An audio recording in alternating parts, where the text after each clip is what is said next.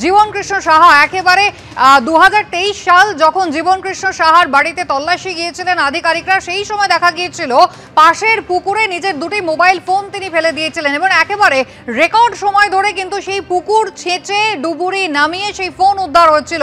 আজও কিন্তু ঘটনার প্রায় পুনরাবৃত্তি হওয়ারই পথে, কারণ ইডি আধিকারিকরা যখন তার বাড়িতে তল্লাশিতে গেলেন বড়োয়ায়, তিনি একেবারে নিজে যেমন দরজা খুলতে দেরি করেন, তার পাশাপাশি মোবাইল ফোন দুটি বাড়ির পিছনে ঝোপে তিনি ফেলে দেওয়ার চেষ্টা করেন, এমনটাই কিন্তু অভিযোগ উঠছে।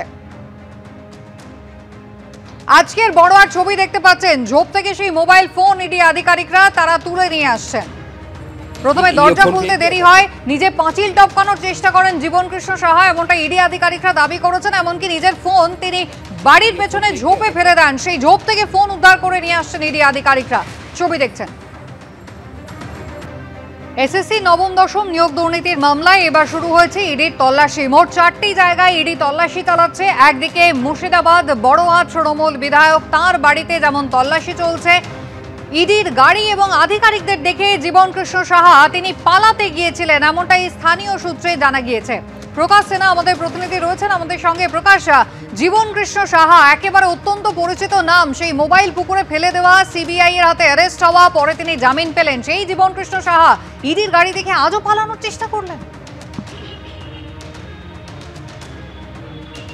দেখো, তুমি যেটা বলছো যে স্থানীয় সূত্র দাবি করছে, ইডি আধিকারিকরাও দাবি করছেন।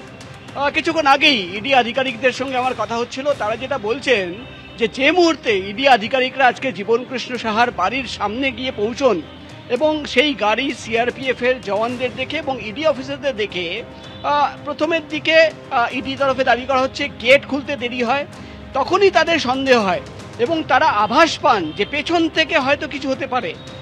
তার মধ্যেই আমরা যেটা ইডি তরফে দাবি করা হচ্ছে, 2জন ইডি অফিসার এবং 4জন সিআরপিএফ এর জওয়ান জীবন কৃষ্ণ সাহার যে বাড়ি, তার বাড়ির পেছনের দিকে চলে যায় এবং তখনই তারা দেখে যে জীবন কৃষ্ণ সাহা সেই সময় বাড়ির পেছনের যেটা বাউন্ডারি ওয়াল থাকে, সেই বাউন্ডারি ওয়াল ঝাঁপ দিয়ে পালানোর চেষ্টা করছে এবং সেখানেই কিন্তু তাকে ধরে নেওয়া হয়। এবং ইডি আধিকারিকরা দাবি করছেন যে প্রথমে পালানোর চেষ্টা, তারপর মোবাইল ফেলে দেওয়া। ইডির তরফে দাবি করা হচ্ছে তাকে যখন ধরে ফেলা হয় বাউন্ডারি ওয়াল ঝাঁপ দিয়ে পালানোর সময়, তাকে নিয়ে বাড়ির ভেতরে যাওয়া হয়। জীবন কৃষ্ণ সাহার দুটো মোবাইল নাম্বারে একটা ফোন পাওয়া যায় আর একটা ফোন পাওয়া যাচ্ছিল না। তখন সেই নাম্বারে ইডি অফিসাররা বারবার রিং করতে শুরু করেন। সেখানে দেখা যায় রিং তো হচ্ছে, অর্থাৎ রিঙ্গিং মোডে ফোন আসছে, কিন্তু মোবাইল ফোন বাড়ির ভেতরে কোথাও নেই। তখনই জীবন কৃষ্ণ সাহাকে প্রশ্ন করা হয়।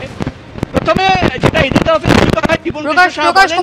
বিরত করি, সামান্য কিছু যান্ত্রিক ত্রুটি হচ্ছে, তোমার কথা শুনতে আমরা স্পষ্টভাবে পাচ্ছি না। আমরা আবারও তোমার সঙ্গে যোগাযোগ করার চেষ্টা করছি। প্রকাশ সিনহা আমাদের সঙ্গে সরাসরি রয়েছেন। আপনাদের আবারও বলবো, দেখছেন